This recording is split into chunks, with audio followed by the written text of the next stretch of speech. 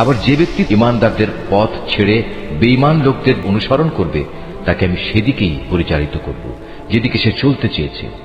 এর শাস্তি হিসেবে তাকে আমি জাহান্নামের আগুনে পুড়িয়ে দেব, আর তা কত নিকৃষ্ট আবাসস্থল।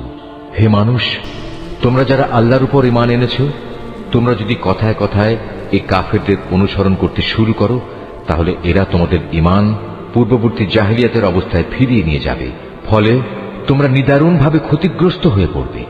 আল্লাহ তাআলাই হচ্ছেন তোমাদের একমাত্র রক্ষক ও অভিভাবক, এবং তিনিই হচ্ছেন তোমাদের উত্তম সাহায্যকারী। হে নবী, কাফের ও মুনাফিকদের আনুগত্য করো না। অবশ্যই আল্লাহ তাআলা সবকিছু জানেন, তিনি বিজ্ঞ কুশলী। অতএব তুমি কাফেরদের পেছনে পড়ো না, তুমি এ কোরআন দিয়ে তাদের প্রচন্ড মোকাবেলা করো। অতএব তুমি এ মিথ্যাবাদীদের অনুসরণ করো না। তারা তো তোমার এ নমনীয়তাটুকুই চায় যে তুমি তাদের কিছু গ্রহণ করো, অতঃপর তারা তোমার কিছু গ্রহণ করবে। হে নবী, তুমি নিজেকে সদা সেসব মানুষদের সাথে রেখে চলবে যারা সকাল সন্ধ্যায় তাদের মালিককে ডাকে, তারা একমাত্র তাঁরই সন্তুষ্টি কামনা করে, এবং কখনো তাদের কাছ থেকে তোমার স্নেহের দৃষ্টি ফিরিয়ে নিও না। কখনো এমন কোন ব্যক্তির কথা মতো চলো না যার অন্তঃকরণকে আমি আমার স্মরণ থেকে গাফেল করে দিয়েছি। ভালো কাজ তোমরা প্রকাশ্যে করো কিংবা তা গোপনে করো, অথবা কোনো মন্দ কাজের জন্য যদি তোমরা ক্ষমা করে দাও, তাহলে তোমরাও দেখতে পাবে আল্লাহ তাআলা অতি ক্ষমাশীল ও প্রবল শক্তিমান। যারা আল্লাহ তাআলা ও তার রসুলদের অবিশ্বাস করে এবং আল্লাহ তাআলা ও রসুলদের মাঝে এই বলে একটা পার্থক্য করতে চায় যে আমরা রসুলদের কয়েকজনকে স্বীকার করি, আবার কয়েকজনকে অস্বীকার করি, এর দ্বারা আসলে এরা নিজেদের জন্য একটা মাঝামাঝি রাস্তা বের করে নিতে চায়। এরাই হচ্ছে সত্যিকারের কাফের, আর আমি এ কাফেরদের জন্যই নির্দিষ্ট করে রেখেছি এক চরম লাঞ্ছনাদায়ক শাস্তি। অপরদিকে যারা আল্লাহ তাআলা ও তার রসুলের উপর ঈমান আনে এবং তার পাঠানো নবী রসুলদের একজনের সাথে আরেকজনের কোন রকম পার্থক্য করে না, এরাই হচ্ছে সেসব লোক যাদের তিনি অচিরেই অনেক পুরস্কার দান করবেন। প্রকৃতপক্ষে আল্লাহ তাআলা অত্যন্ত ক্ষমাশীল ও মহাদয়ালু। আহলে কেতাবের লোকেরা তোমার কাছে চায় তুমি যেন আসমান থেকে তাদের জন্য কোনো কেতাব নাজিল করো। এরা তো মুসার কাছে এর চাইতে বড় রকমের দাবি পেশ করেছিল। তখন তারা বলেছিল, হে মুসা, তুমি স্বয়ং আল্লাহ তাআলাকেই আমাদের প্রকাশ্যভাবে দেখিয়ে দাও। অতঃপর তাদের এই বাড়াবাড়ির জন্য তাদের উপর প্রচন্ড বজ্রপাত এসে নিপতিত হয়েছে, এবং এ সম্পর্কিত সুস্পষ্ট প্রমাণসমূহ তাদের কাছে আসার পরেও তারা গোবাছুরকে উপাস্য হিসেবে গ্রহণ করেছে। অতঃপর আমি তাদের এ অপরাধ ক্ষমা করে দিলাম, এবং আমি মুসাকে স্পষ্ট প্রমাণসহ কেতাব দান করলাম। এদের ওপর তুর পাহাড়কে উঠিয়ে উঁচু করে ধরে আমি এদের কাছ থেকে আনুগত্যের প্রতিশ্রুতি আদায় করেছিলাম। আমি তাদের বলেছিলাম, নগরের দ্বার প্রান্ত দিয়ে ভেতরে প্রবেশ করার সময় তোমরা একান্ত অনুগত হয়ে ঢুকবে। আমি তাদের আরো বলেছিলাম, তোমরা শনিবারে মাছ ধরে আমার বিধানের সীমা লঙ্ঘন করো না। এ ব্যাপারে আমি তাদের কাছ থেকে শক্ত প্রতিশ্রুতি আদায় করে নিয়েছিলাম। অতঃপর তাদের পক্ষ থেকে এই প্রতিশ্রুতি ভঙ্গ করা, আল্লাহর আয়াতসমূহকে তাদের অস্বীকার করা এবং অন্যায়ভাবে আল্লাহ তাআলার নবীদের তাদের হত্যা করা, তদুপরি তাদের একথা বলা আমাদের হৃদয়ে বাতিল চিন্তাধারায় আচ্ছাদিত হয়ে আছে। প্রকৃতপক্ষে তাদের ক্রমাগত অস্বীকার করার কারণে আল্লাহ তাআলা স্বয়ং তাদের দিলের উপর মোহর বেঁধে দিয়েছেন। তাই এদের কম সংখ্যক লোকই ঈমান আনে। যেহেতু এরা আল্লাহকে অস্বীকার করতেই থাকল, এরা পুণ্যবতী মারিয়ামের উপরও জঘন্য অপবাদ আনল। তাদের এই মিথ্যা উক্তি যে আমরা অবশ্যই মারিয়ামের পুত্র ঈসাকে হত্যা করেছি, যিনি ছিলেন আল্লাহর রসুল, যদিও আসল ঘটনা হচ্ছে তারা কখনোই তাকে হত্যা করেনি, তারা তাকে শূলবিদ্ধও করেনি। মূলত তাদের কাছে ধাঁধার কারণে এমনই একটা কিছু মনে হয়েছিল। তাদের মাঝে যারা সঠিক ঘটনা না জানার কারণে তার ব্যাপারে মতবিরোধ করেছিল, তারাও এতে করে সন্দেহে পড়ে গেল। এ ব্যাপারে তাদের অনুমানের অনুসরণ করা ছাড়া সঠিক কোনো জ্ঞানই ছিল না। তবে এটুকু নিশ্চিত, তারা তাকে হত্যা করেনি, বরং আসল ঘটনা ছিল আল্লাহ তাআলা তাকে তার নিজের কাছে তুলে নিয়েছেন। আল্লাহ তাআলা মহাপরাক্রমশালী ও মহাপ্রজ্ঞাময়। এই আহলে কেতাবদের মাঝে এমন একজনও থাকবে না যে ব্যক্তি তার মৃত্যুর আগে তার তিরোধান সম্পর্কে আল্লাহ তাআলার এই কথার উপর ঈমান আনবে না। কিয়ামতের দিনে সে নিজেই এদের উপর সাক্ষী হবে। ইহুদিদের বাড়াবাড়ি ও সীমা লঙ্ঘনমূলক আচরণের জন্য এমন অনেক পবিত্র জিনিসও আমি তাদের জন্য হারাম করে দিয়েছিলাম, যেটা তাদের জন্য আগে হালাল ছিল। এটা এই কারণে যে এরা বহু মানুষকে আল্লাহ তাআলার পথ থেকে বিরত রেখেছে। যেহেতু এরা লেনদেনের সুদ গ্রহণ করে, অথচ এদের তা থেকে সুস্পষ্টভাবে নিষেধ করা হয়েছিল, এবং এরা অন্যের মাল সম্পদ ধোঁকা প্রতারণার মাধ্যমে গ্রাস করে। তাদের মধ্যে এসব অপরাধে লিপ্ত কাফেরদের জন্য আমি তাই কঠিন আযাব নির্দিষ্ট করে রেখেছি। কিন্তু তাদের মধ্যে যাদের আবার জ্ঞানের গভীরতা রয়েছে, তারা এবং এমন সব ঈমানদার যারা তোমার উপর যা কিছু নাজিল হয়েছে তার উপর বিশ্বাস করে, সাথে সাথে তোমার পূর্ববর্তী নবী ও রসুলদের উপর যা নাজিল হয়েছে তার উপরও বিশ্বাস করে, নামাজ প্রতিষ্ঠা করে, যাকাত আদায় করে, সর্বোপরি আল্লাহ তাআলা ও শেষ দিনের উপর ঈমান আনে। মূলত এরাই হচ্ছে সেসব সৌভাগ্যবান মানুষ যাদের অচিরেই আমি মহাপুরস্কার দেব। হে নবী, আমি তোমার কাছে আমার ওহী পাঠিয়েছি, যেমনি করে আমি ওহী পাঠিয়েছিলাম নূহ ও তার পরবর্তী নবীদের প্রতি। আমি আরো ওহী পাঠিয়েছিলাম ইব্রাহিম, ইসমাইল, ইসহাক, ইয়াকুব ও তার বংশধরদের কাছে। ওহী পাঠিয়েছি ঈসা, আইয়ুব, ইউনুস, হারুন ও সুলাইমানের কাছেও।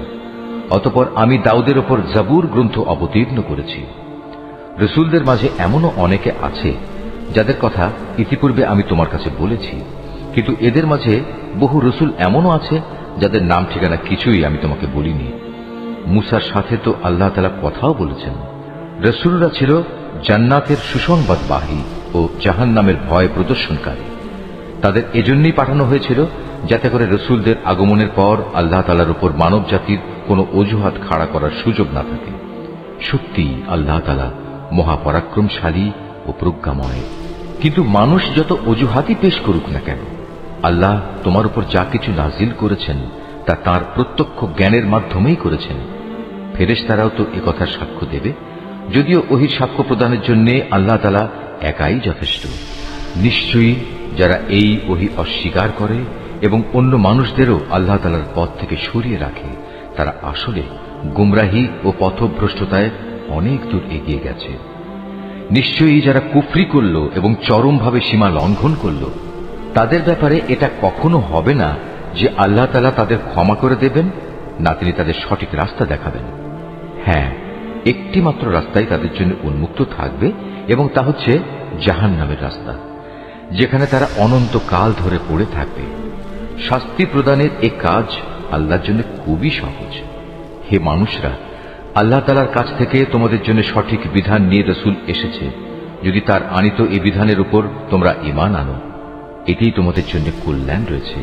আর তোমরা যদি তা মেনে নিতে অস্বীকার করো, তাহলে জেনে রেখো এই আসমান জমিনের সর্বত্র যেখানে যা কিছু আছে তার সবকিছুই আল্লাহ তাআলার জন্য, এবং আল্লাহ তাআলা সর্বজ্ঞ, কুশলী। হে কিতাবধারীরা, নিজেদের দ্বীনের ব্যাপারে তোমরা বাড়াবাড়ি করো না, এবং ঈসার ঘটনা নিয়ে আল্লাহ তাআলার সম্পর্কে সত্য ছাড়া কোনো মিথ্যা বলো না। সে সত্য কথা হচ্ছে এই যে মরিয়ামের পুত্র মসীহ ছিল একজন রসূল ও তার এমন এক বাণী যা তিনি মরিয়ামের ওপর প্রেরণ করেছেন, এবং সে ছিল আল্লাহ তাআলার কাছ থেকে পাঠানো এক রূহ।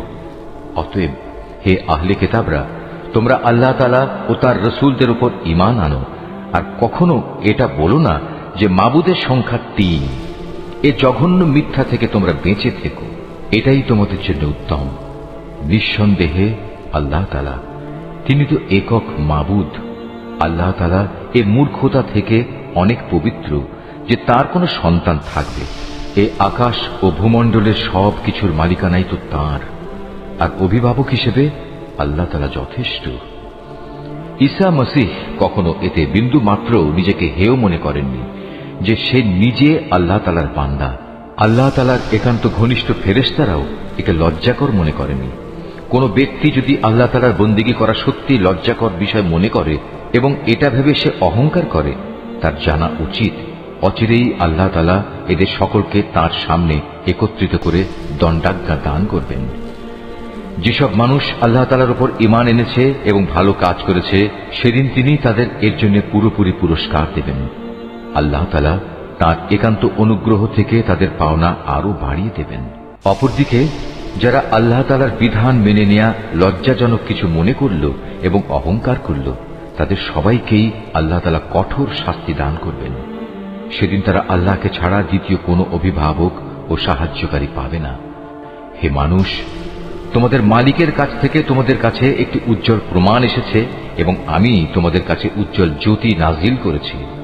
অতঃপর যারা সে জ্যোতি দিয়ে ঈমান আনল এবং তাকে শক্ত করে আঁকড়ে ধরল, আল্লাহ তাআলা তাদের অচিরেই তার অফুরন্ত দয়া ও অনুগ্রহে জান্নাতে প্রবেশ করাবেন এবং তাদের তিনি সঠিক পথে পরিচালিত করবেন। হে নবী, তারা তোমার কাছে বিভিন্ন বিষয়ে ফতোয়া জানতে চায়। তুমি বলো, আল্লাহ তাআলা সে ব্যক্তির উত্তরাধিকার সংক্রান্ত ব্যাপারে তোমাদের তার সিদ্ধান্ত জানাচ্ছেন, যার মাতা পিতা কেউই নেই, আবার তার নিজেরও কোনো সন্তান নেই। এ ধরনের কোনো ব্যক্তি যদি মারা যায় এবং সে ব্যক্তি যদি সন্তানহীন হয় এবং তার একটি বোন থাকে, তাহলে সে বোনটি সে মৃত ব্যক্তির পরিত্যক্ত সম্পত্তির অর্ধাংশের মালিক হবে। অপরদিকে সে যদি নিঃসন্তান হয়, তাহলে সে তার বোনের সম্পত্তির উত্তরাধিকারী হবে। আবার যদি তারা দুজন হয়, তাহলে তারা দুই বোন সেই পরিত্যক্ত সম্পত্তির 3 ভাগের 2 ভাগ অংশের মালিক হবে। যদি সে ভাই বোনেরা কয়েকজন হয়, তাহলে মেয়েদের অংশ 1 ভাগ ও পুরুষদের অংশ 2 ভাগ হবে। আল্লাহ তাআলা উত্তরাধিকারের এই আইন কানুন অত্যন্ত সুস্পষ্টভাবে তোমাদের জন্য বলে দিয়েছেন, যাতে করে মানুষের উদ্ভাবিত বন্টন পদ্ধতিতে তোমরা বিভ্রান্ত হয়ে না পড়ো। আল্লাহ তাআলা সব কিছুর ব্যাপারেই সম্যক ওয়াকিবহাল। সূরা আল মায়েদা। রহমান রহিম আল্লাহ তাআলার নামে। হে ঈমানদার বান্দারা, তোমরা যারা ঈমান এনেছ, তোমরা ওয়াদাসমূহ পূরণ করো। মনে রেখো, তোমাদের জন্য 4 পা বিশিষ্ট পোষা জন্তু হালাল করা হয়েছে, তবে সেসব জন্তু ছাড়া যা বিবরণ সহ একটু পরেই তোমাদের পড়ে শোনানো হচ্ছে। এহরাম বাঁধা অবস্থায় কিন্তু এসব হালাল জন্তু শিকার করা বৈধ মনে করো না। হ্যাঁ, আল্লাহ তাআলা যা চান সে আদেশই তিনি জারি করেন। হে ঈমানদার বান্দারা, তোমরা আল্লাহ তাআলার নিদর্শনসমূহের অসম্মান করো না। সম্মানিত মাসগুলোকেও যুদ্ধ বিগ্রহের জন্য কখনো হালাল বানিয়ে নিও না।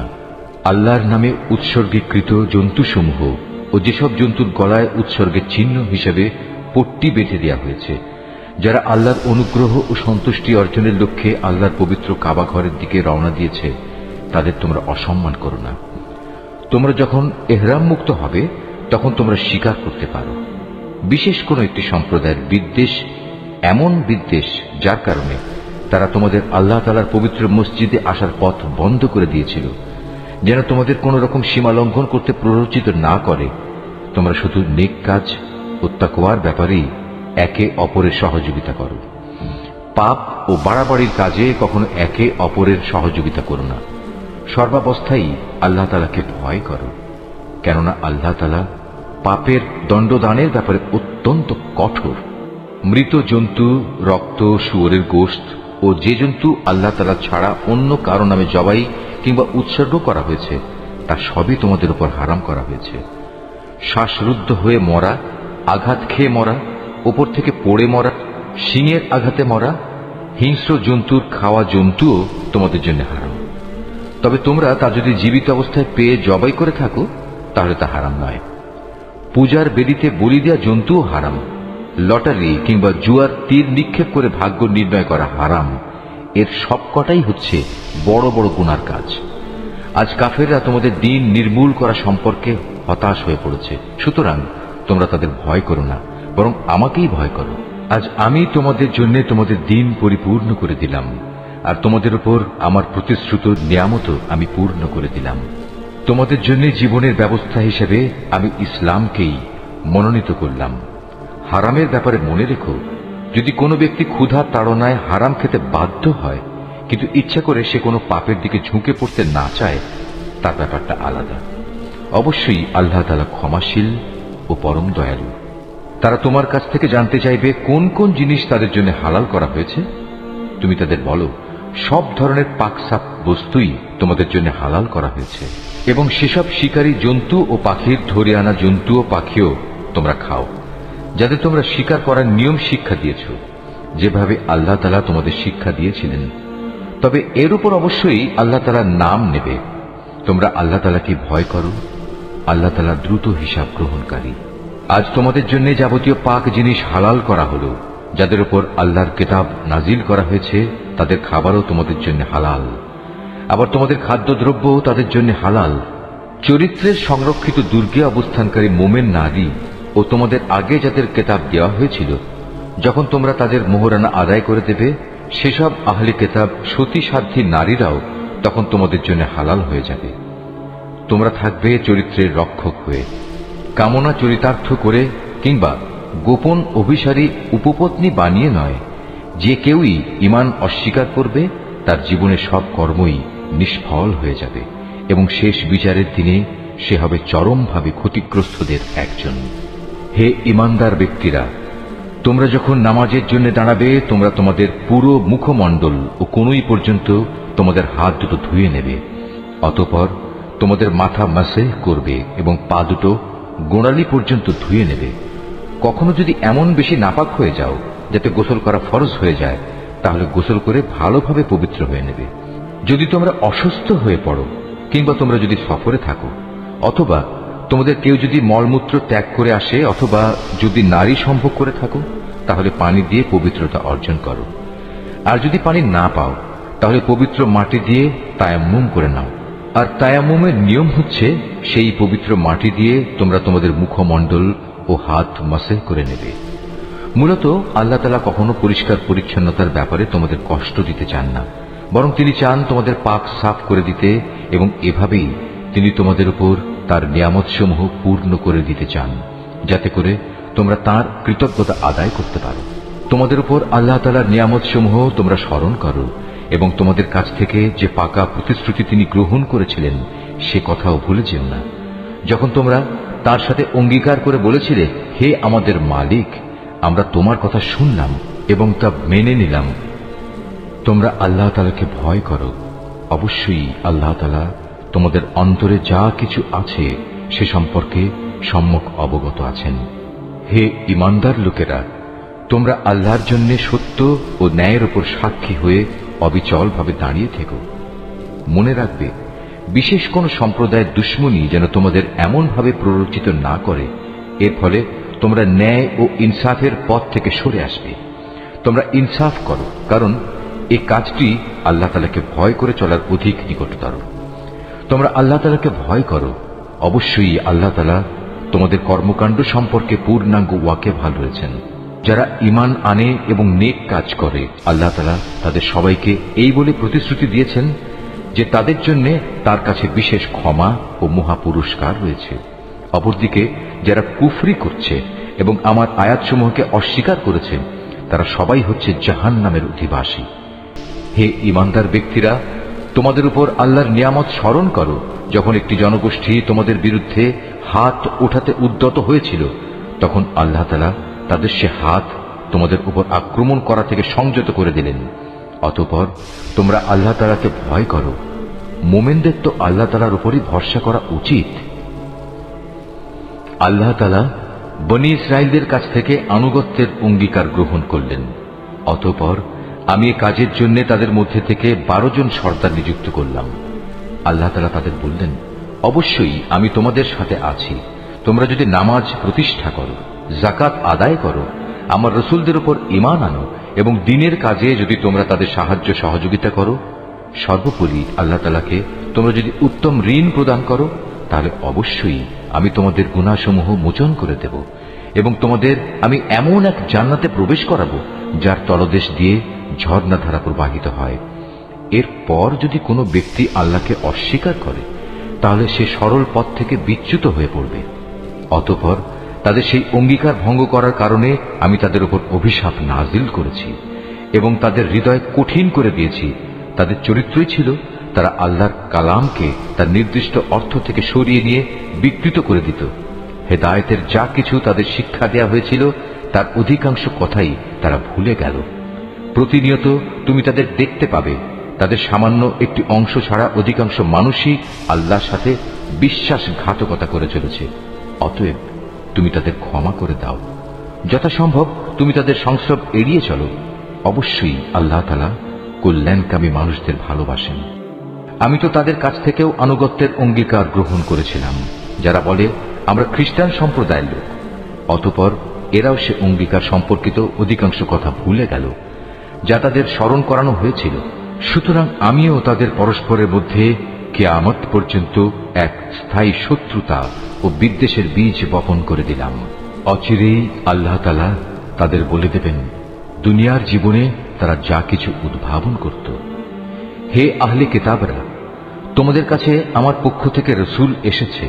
আগের কিতাবে যা কিছু তোমরা এতদিন গোপন করে রেখেছিলে তার বহু কিছুই সে তোমাদের বলে দিচ্ছে, আবার অনেক কিছু সে এড়িয়েও যাচ্ছে। তোমাদের কাছে এখন তো আল্লাহর পক্ষ থেকে আলোকবর্তিকা এবং সুস্পষ্ট কিতাব এসে হাজির হয়েছে।